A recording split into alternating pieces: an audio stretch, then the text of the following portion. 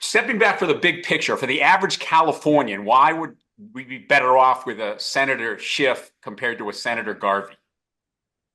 Well, California really needs a senator who can do a couple important things, who can take on the big fights when they're necessary, and who also has a tradition and a track record of getting things done, who's able to work across the aisle and deliver for the Golden State.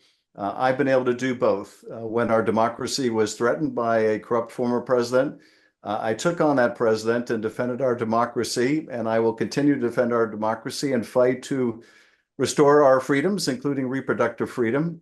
But I also have a long record of getting things done, bringing back millions to build housing, to make it affordable to find housing. I brought back millions for childcare and early childhood education. I've helped build mass transit systems. I wrote California's Patient Bill of Rights. I have a track record of getting things done, which we desperately need. I contrast that with Mr. Garvey, who 37 years ago retired from baseball. And while he has been signing baseballs ever since, I've been seeing presidents of both parties sign my bills into law. His positions are out of step with California. He would roll back our clean water and clean air regulations. He supports state bans on abortion. And he supports Donald Trump and Trump's agenda. And that is simply not where Californians are. He also supports cutting Social Security and Medicare, and that is certainly not where Californians are either. So you brought up President Trump. I mean, most people know you in California, of course, but you came to more national prominence during the impeachment proceedings. But Garvey specifically not asked for Trump's endorsement. Is former President Trump a factor in this race that people should consider? He is a factor because while Garvey hasn't asked for his endorsement, it's clear that Garvey's policies are very much Trump's policies. He voted for Trump repeatedly. He wants Trump to win in November. He's supporting him again. His policies off his own website mirror many of those in the Project 2025. His views on abortion mirror those of Donald Trump. That is not where Californians are. We don't want some kind of California MAGA version of senator in this state. So he may want to shy away from an endorsement, but nevertheless, it's clear where he's coming from. And this is simply not where Californians are. I think part of the reason why our democracy has been in trouble is that we've had too many people in the Congress and the House and Senate who are unwilling to stand up to Donald Trump. And it's very clear that Steve Garvey would simply be another Trump enabler. Even though he hasn't been endorsed by Trump nor asked for his endorsement. Well, he has endorsed Trump by telling people he's going to be voting for Trump and thinks Trump did a great job as president and he supports Trump's policies. So he's all in for Trump, even if he hasn't asked for the formal endorsement. So let me just run through a few things policy-wise. And, you know, in the course of this 2-minute story, we're not going to get into incredible amount of policy detail. I'm going to mention, obviously, that there is a lot of detail on the website. Can I just hit a few bullet points, perhaps? Obviously, the big issue in Southern California and really everywhere is homelessness. I've read your housing and homelessness proposals, but give me like a bullet point on your views on solving the homeless problem. Well, you know, both the challenge of the lack of affordable housing for people and the epidemic of homelessness all come back to the same common problem, and that is we don't have enough housing. We're not building it fast enough, and we're not building it cheaply enough. My top priority in the Senate is going to be to expand the low-income housing tax credit so we incentivize the construction of a lot more housing. I also want to incentivize local governments to get to yes on housing decisions very quickly. I want to make sure that we reduce the time it takes to build new housing. It could take up to 4 years. We're never going to solve the problem. More broadly, we need to be able to get stuff done in California. We need to build more childcare and bring the cost of childcare down. So my focus is really on getting stuff done for Californians. It's what I've done as a member of the House in delivering for California. It's what I want to do in the Senate. And you mentioned your affordability agenda. How do you plan to make things more affordable? Well, in housing, by building a lot more housing in California so that there are more options for people. It's by supporting a renter's tax credit so that renters get some relief on their taxes, just like homeowners do. By bringing down the cost of food, going after these anti-competitive mergers of grocery store chains that are driving up food prices, going after oil companies that are gouging us at the pump with legislation I authored to put a windfall profits tax on oil companies, bringing down healthcare costs by allowing Medicare to negotiate drug prices for more drugs to bring down the cost of other medication, as we have done with insulin. So with every sector of the economy and every places that prices are high, there is a remedy that I'm pursuing. Every day in Southern California, we see on the news these sensational crime stories. What can a senator do to make Southern California safer? There's a lot that we can do. We're going to need more policing. We're going to need more good community-based policing. So I've been fighting for more funding for cops on the beat who are working hand in hand with the community and upholding high standards as they do so. We also need to invest in new tools to identify those who are committing crimes. I brought back millions to eliminate the rape kit backlog so we could take rapists off the street.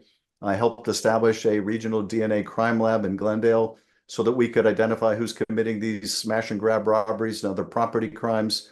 And so we're going to have more police, better policing, and we're going to need other tools to bring people to justice. And this is something I've worked on ever since I was a prosecutor. I was a prosecutor in LA for almost 6 years, and public safety is a top priority.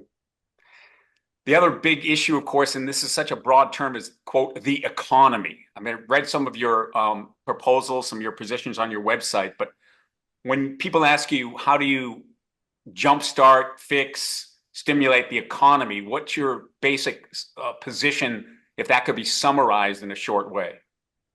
Well, I think we need to make sure that we are taking advantage of the incredible opportunities in the green economy. So we need to be incentivizing the development of new sources of renewable energy and create millions of green new jobs. We need to strengthen organized labor so that at the bargaining table, they can negotiate for better wages and lift people's incomes.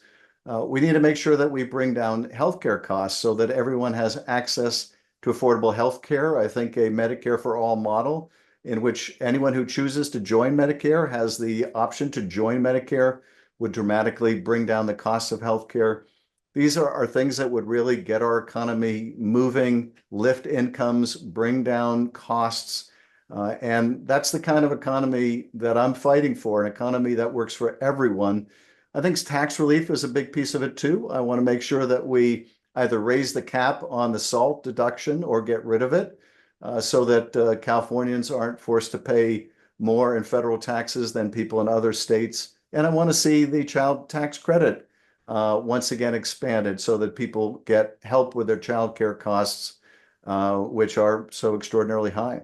A lot of your proposals call for a lot of money, but at the same time, you're talking about a middle class tax cut. So how do you do both of those things?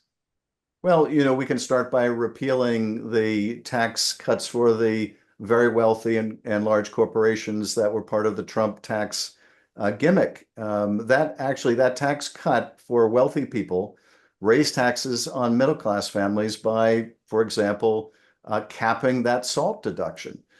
So a lot of our taxes went up in middle income families in California because of the Trump so-called tax cuts. So repealing those tax breaks for corporations will help us pay for some of those things. We're also going to have to bring down the cost of things to extend, for example, the life of Medicare. We're going to have to bring down healthcare costs. I think allowing the government to negotiate drug prices, allowing for the reimportation of prescription drugs will help attack how much the government is spending on healthcare. I think that can be an important piece of it. We're going to have to scrutinize other parts of the federal budget to look for waste and eliminate it. No sacred cows, but we are going to have to raise revenue by getting rid of some of these corporate special interest tax cuts in order to balance our budget. Abortion, obviously a hot button issue. What is your message to voters on the issue of reproductive rights? Well, this is probably the sharpest contrast I have with Mr. Garvey. I support a woman's right to make her own reproductive decisions. I don't think it's any of the government's business. And so I'm going to fight for a national right to abortion law to repeal these state bans on abortion that Mr. Garvey supports. I think the Dobbs decision was a terrible tragedy that risked the health care and lives of millions and millions of Americans. Mr. Garvey supported that. So I'm going to fight to restore reproductive freedom, even as the Republicans are fighting for a national ban on abortion, which would set us back even further. So just stepping back and looking at the big picture, I mean, because of the demographics of the voter registration in California, a Democrat obviously has a significant advantage. So in that sense, is it a fair fight given the state's demographics? Is it a fair contest? It's always a fair contest of ideas. But if you've got ideas like Mr. Garvey that are kind of Trumpian MAGA out of step with the state, then yeah, you're going to have a problem. And he does. But look, I'm running a hard campaign. I'm out there traveling up and down the state. And I'm running like I'm the underdog. I'm taking nothing for granted. I've been to the far north, the far south, and just about everywhere in between, having town halls, having round tables. There's been a And the lot of message you hear commentary. most from voters is what? We need to bring down the cost of housing. We need to, and that includes not just people trying to get their first home, buy their first home, but also renters who can't afford their rent increases. We need to bring down the cost of food and medicine. We have to raise people's incomes. We need to make the economy work for people. Right now, the economy is working for those who are doing really well. A lot of middle class families are really struggling. I think part of the reason our democracy has been in trouble is that, too many people find themselves working harder than ever and still barely getting by. And solving that problem is priority number one for me. And you solve that by, You solve that by allowing people to collectively bargain and raise their wages, by minimum wage increases, by child tax credits, by allowing middle income families to deduct their state and local taxes fully as we used to. But we do that also by going after oil companies that are gouging us at the pump and anti-competitive mergers of grocery stores driving up food prices. There's a lot that is necessary to attack that problem, but it's not beyond our capability of doing. one issue I didn't bring up, I wanted to ask you about is immigration. I mean, there's a lot of differences between you and Mr. Garvey, but both of you talk about a secure border, for example. I mean, what's your position on how we get control of the immigration problem Well, or illegal immigration problem? we're gonna need to surge resources to the border to make sure that we are in control of our own border and there's an orderly process at the border. We're going to need to reform the asylum process, which is really broken. It can take 5 or 7 or 10 years to have an asylum case adjudicated. And in the meantime, people are living in the country for years and then told years later, no, you're not eligible for asylum. You're an economic migrant. That's not good for anybody. It's not good for those trying to migrate. It's not good for the country. So we need to quickly be able to process asylum claims fairly. We need to surge judges and interpreters so that we can get through that backlog. We also need to help communities that are deeply impacted by migration. And we need a comprehensive solution that provides citizenship for dreamers and a pathway to citizenship for those who are undocumented, provides a pathway for our farm workers to become citizens who are working in the heat to put food on our table. So what we need is something truly comprehensive. And more than that, we need the political will to get it done. Garvey talks about restoring California's vibrancy, that the Democratic policies, and yours in particular, of 25 years have failed. I mean, when you hear that kind of campaign talk, how do you respond? Mr. Garvey's had 37 years since he left baseball to do something for the state and really has nothing to show for those 37 years that he's done to contribute to improving California. Well, he's I've, trying I've, now. well, he's running for office, but he has really no policy positions that distinguish him from Donald Trump.